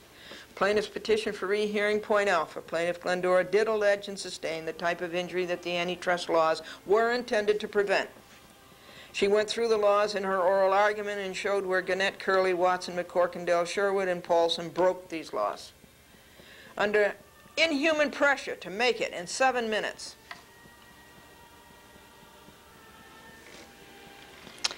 She listed how she was injured.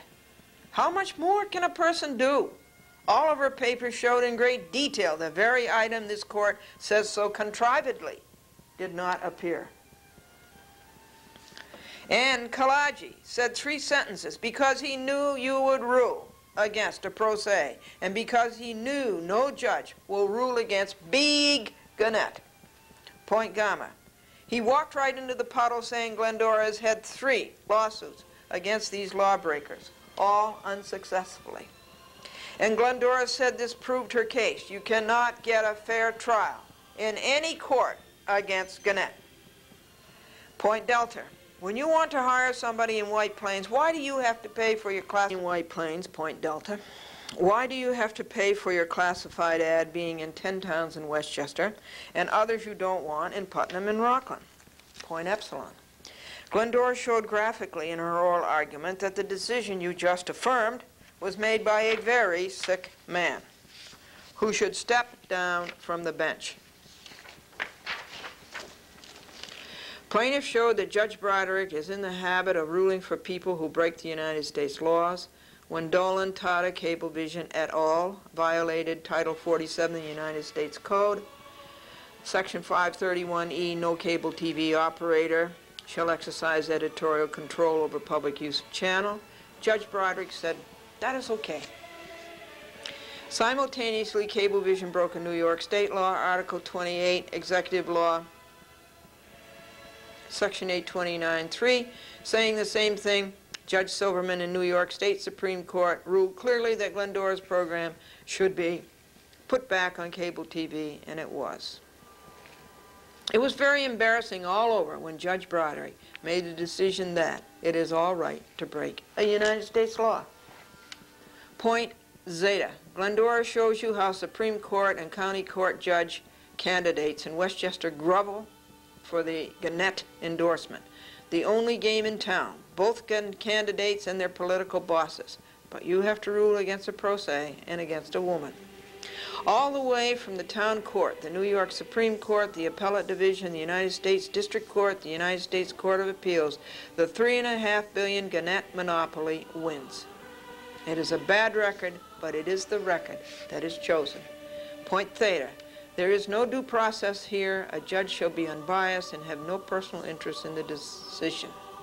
Point iota. They did not win because they are right or good or clean. They won because it is again a decision that is best for the judges. It is really heartbreaking how an appellate judge will not look a pro se in the eye during argument. They know they have already decided to rule against the pro se, and they do not have the courage to go eyeball to eyeball. Point lambda. Judge Cabranes should have recused himself. He decided against her on the Glendora versus Judge Gattell, Judge Hall, Judge Duberstein case for the same reasons Glendora believes you decided against her on the Gannett-Broderick appeal. Point mu. How come Glendora called 10 times over the past 3 months to see if Robert M. Kalaji's name was on the list as admitted to the bar of the court, and he was not? Then after Glendora tells Kalaji that, immediately he is listed as admitted in 1966. This is suspicious. Point nu. When Glendora went to collect her costs for winning the Cablevision Silverman case, a pro se actually beat a Park Avenue lawyer. Kalaji got Silverman to sign an order to show cause to enjoin Glendora from collecting her $797. Everybody around the Westchester County Courthouse tower told us they had never heard of such a thing. And Cablevision's assets are $1.5 billion. Now, Kalaji is after Glendora to pay $535 on the Gannett libel lawsuit. She asked Judge Burroughs to sign an order to show cause to enjoin Kalaji from collecting from her, but Judge Burroughs sided with Gannett. It's that old political endorsement again. Point Omicron. Gannett did not win because they were right, nor good, nor clean. They won because they were Gannett. Glendora, point pi. Glendora will have the last word, and that will be on television. The public has to know. You have to know what the courts are like. How could she ever believe the lie, quote, with liberty and justice for all? I pledge allegiance to the flag of the United States of America, one nation indivisible. Point rho. Glendora's ancestors are named Pratt. Point sigma. Also, it is very noticeable that appellate judges do not ask pro se questions. Dated White Plains, New York, November the 2nd, 1994. Yours in truth, Glendora. A chat with Glendora. No, it's Glendora TV ads. Box 416, White Plains, New York, 10602, 914-949-9495. There's another one. And I want you to see this, okay? This is from the law books. That persons should be permitted to protect their interests by resort to the courts. That persons should be permitted to protect their interests by resort to the courts. Don't you ever believe it. Quickly, let me review what happened when Glendora won Glendora versus Cablevision, Kofalt, Dolan, Tata, and all those lawbreakers to put her program back on cable TV in Nassau County. She won that case, and CPLR 8401 says that the prevailing party shall receive costs. Silverman never mentioned costs in his decision, and if you don't mention costs in your decision, that means you get them. So I went after them, $797 costs. And this grubby, greedy Kalaji, Robert M. Kalaji, got out an order to show cause to rob me of those costs. That Glendora should be robbed of her $797. And so there's another law that Cablevision has broken, CPLR 8401, that a prevailing party should receive costs. And so he proposed this order to Judge Silverman. And at the same time, or there, in that vicinity of a week, he sent a cost to Judge Burroughs, Gordon Burroughs, with law clerk Charles Devlin, to make Glendora pay $1,050 cost to Gannett, a $3.5 billion corporation, for the libel case that Glendora bought against Gannett, and of course, which the courts ruled in favor of Gannett. We all know the courts are going to rule in favor of Gannett. They're certainly not going to rule in favor of justice.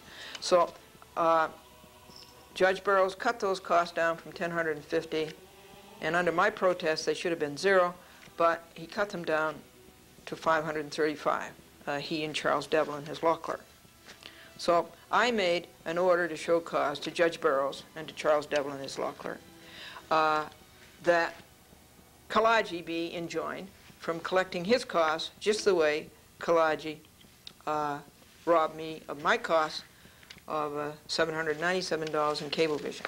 And this is my order to show cause. Glendora plaintiff against Gannett Suburban Newspapers, John J. Curley, Gary Watson, Gary Sherlock, Lawrence K. Beaupre, Evelyn McCormick, and Kevin Gray. This was the libel suit. And it's 2 years old. No, it's older than that. It's like 3 years old. The libelous article appeared in 1990. November. Hey, this is November. So it's 3 years old exactly. Upon reading and filing the next affidavits of Glendora sworn to October 31st, 1994, I write the order to show cause for Judge Burroughs to sign. That's how you do an order to show cause. With exhibits annexed thereto, and upon the complaint in this action and all proceedings ahead herein, let Robert M. Kalaji, Esquire, show cause before this court at IAS room 1200 thereof at the courthouse, 111 Grove Street, on blank blank date. The judge is supposed to fill in the date, 1994 at 9:30 a.m. in the forenoon or as soon thereafter as plaintiff can be heard. Why an order should not be issued and entered. Pursuant to CPLR 8404, vacating the judgment entered October the 11th, 1994, awarding cost to Robert M. Kalaji and/or directing retaxation before the court clerk upon notice pursuant to CPLR 8402. B. Enjoining defendants from taking further action to execute the judgment entered October the 11th, 1994, ordered that pending the hearing and determination of this motion, A. Robert Kalaji is temporarily enjoined from taking further execution of the judgment, and B. Any sheriff of Westchester County is temporarily enjoined from executing any writ of execution. Sufficient reason appearing, therefore, let service of a copy of this order in the papers upon which it is based upon Robert N. Kalaji by express mail to Satterley, Stevens, Burke & Burke at 230 Park Avenue, New York, 10169. That's the hideout of these crooked lawyers. This attorney's designated address on or before blank blank date, which Judge Burroughs is supposed to fill in 1994, be deemed good and sufficient service. Now here's the affidavit. And I call it an emergency affidavit after Alice Strickland's emergency affidavit when Cablevision got scared stiff the sheriff was coming out to collect $797 from him when they are a $1.5 billion corporation. Glendora, being duly sworn, deposes and says that her reasons follow for enjoining Robert M. Kalaji from collecting any costs from Glendora Point Alpha. When Glendora, pursuant to CPL 8401, asked for her costs of $797 after she won Cablevision cold fall, greedy, grubby Kalaji got Judge Silverman to sign an order to show cause to enjoin Glendora from collecting her costs. 2. First he writes a motion to enjoin Glendora from collecting her costs. The next day he sends a revised motion. The day after that he sends an order to show cause. Kalaji is just as inept in Judge Silverman's court as he is in yours. He sends Glendora notice dated September 26, 1994. He is presenting $1,050 cost to you to sign, and he never did it. It is a lie, and you let him get away with it.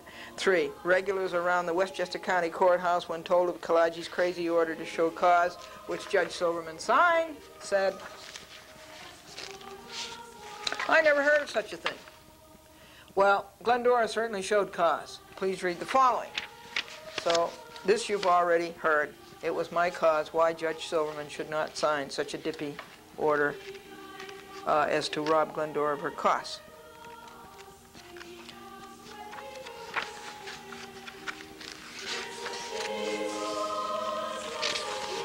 Okay, that was pretty long.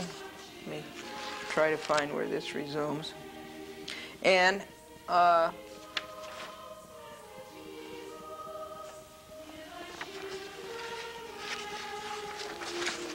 okay, and I also sent to Judge Silverman Kalaji's grubby, greedy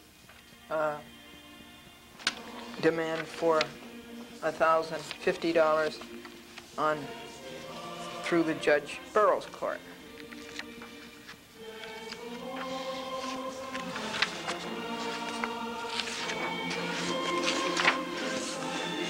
Hey, this is quite a long show cause.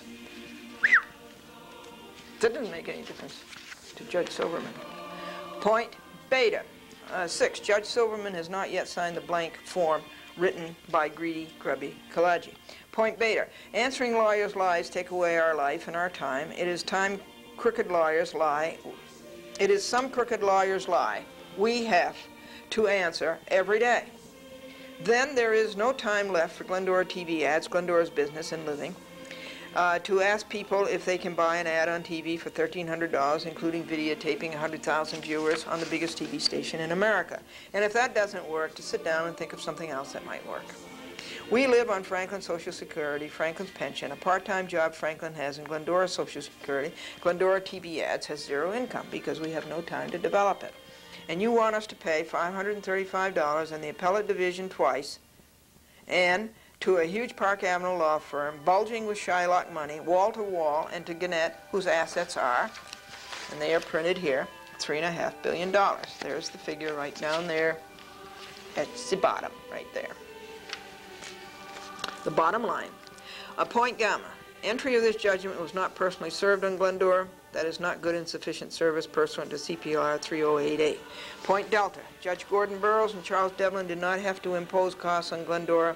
Other judges and law clerks had enough common sense to say no costs. You could have done the same. You cop out with, it's the law. Take a look at Judge Bryant's decision on the foregoing page.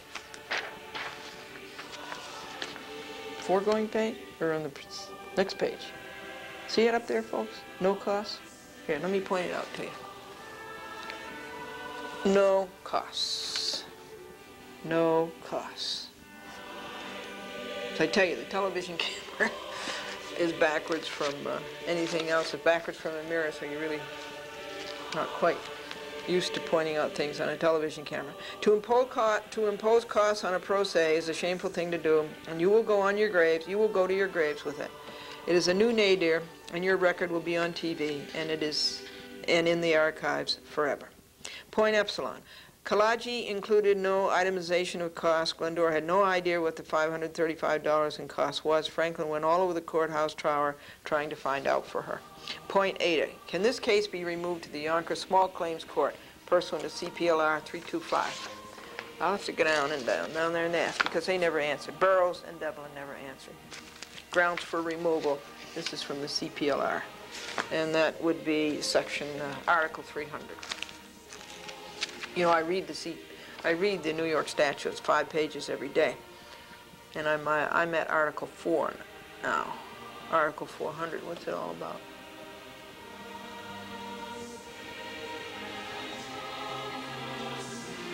It's not about venue. What is it about? Point zeta. Glendora has already paid the appellate division $250 in her request for appellate division intervention. They say I should pay $250 again for the appellate division. Do you understand that, folks? I don't quite understand it. There's my check for $250 to the appellate division for the Gannett libel appeal.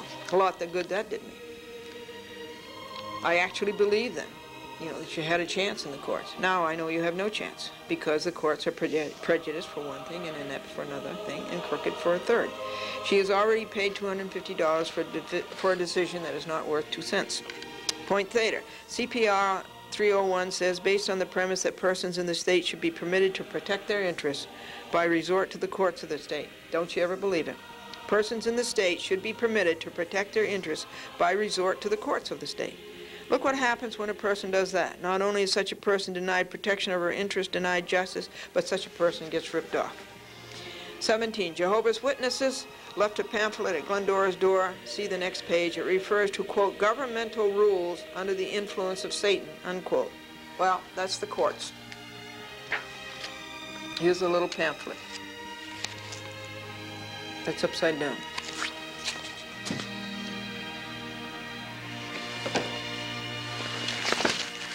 Governmental rulers under the influence of Satan. That is our courts.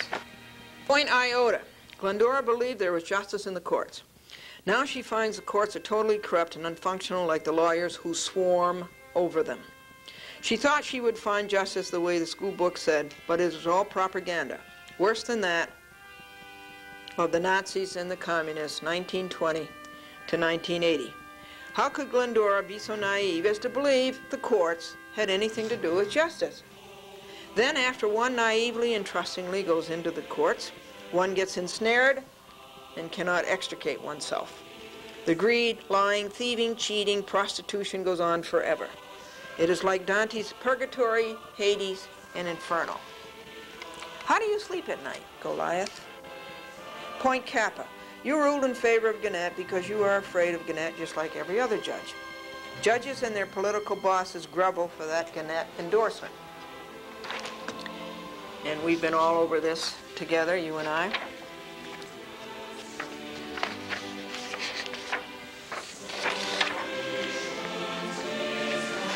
Point lambda, and Gannett is a monopoly. There is no other game in town, and when Glendora files a federal suit against Gannett for violating Title 15 the United States Code Section 1 at all, for being antitrust, what does she encounter? A judge who doesn't believe in enforcing the laws of the United States, this is Broderick, and who also is a friend of Gannett and doesn't have the integrity to fight his way out of their tentacles. And so Glendora appeals to the second highest court in the United States, and what does she find there? 3 more wimps. Not only do courts fail in justice, now you want me to pay $535. For being denied due process, Glendora has to pay $535, plus all the money that I paid to get the suit into the courts. Now that would be something like $1,500. If you count both of them, the breach of contract, which led to the libel article, it would be more like $3,000 or $4,000. Due process mandates an unbiased judge, law clerk, with no personal interest in the verdict. Well, every judge had a personal interest in the verdict. The Gannett endorsement. Monopoly Gannett. It is good the Simpson trial, the O.J. Simpson trial, is seen by so many and shows up the mess the courts are in. Glendora reports all she sees in the courts. It has to be seen and heard by the public. Judges won't allow recorders and cameras in the courthouse. They don't want the public to know too much. Glendora took a stand. She was right. She made a statement. And every judge sold his soul. Like Dr. Faustus, every judge sold his soul. Glendora will have the last word, and that will be on TV.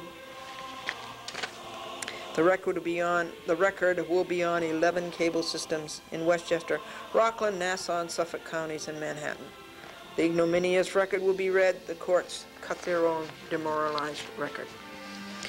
Whatever happened to the ideal that justice be done to the satisfaction of society? Nobody cares anymore. Charles Devlin is not going to rule against Gannett. He wants to be a judge someday. Courts, point moot. Courts are the worst consumer ripoff in America today. A person has a right to shop around for a price. A person has a right to get estimates. A person has a right to accept or reject. Why is Glendora being forced to pay for things she never had a chance to shop around for and decide yes or no before she's charged? Point new. And in all these courts, Glendora has to put up with the pro se prejudice of judges who don't know pro se is a constitutional right.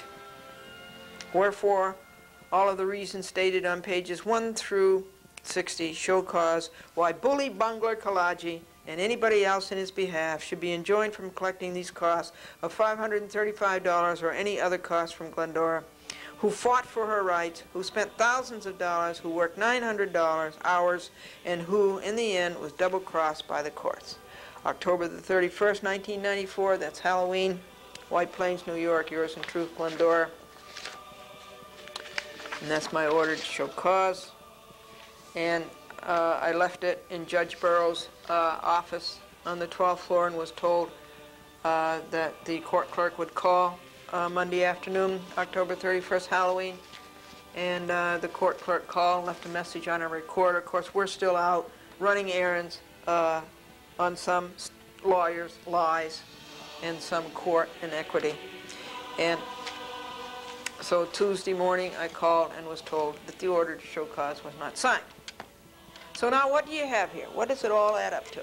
You have Glendora winning the Cablevision case, entitled to a cost of $797, and Kalaji, greedy, grubby Kalaji, getting Judge Silverman.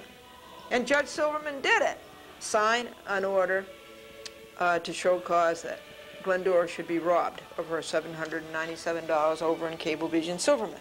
Then over here on Gannett Burroughs, Law Clerk Devlin, you have greedy, grubby Kalaji asking Burroughs for $535 from Glendora, and Glendora makes an order to show cause, and you have Burroughs not signing it. So, you see, it's double. Silverman, Kalaji, $700, and Cablevision, $797 over here. Silverman signs that order to show cause. Over here, Burroughs does not sign an order to show cause to enjoin Kalaji from $535. Isn't that great justice? Isn't that terrific? Isn't that manly? And that's what happened on Gannett and Kalagi and Burroughs and Silverman on the week of, let's see, it would be from October the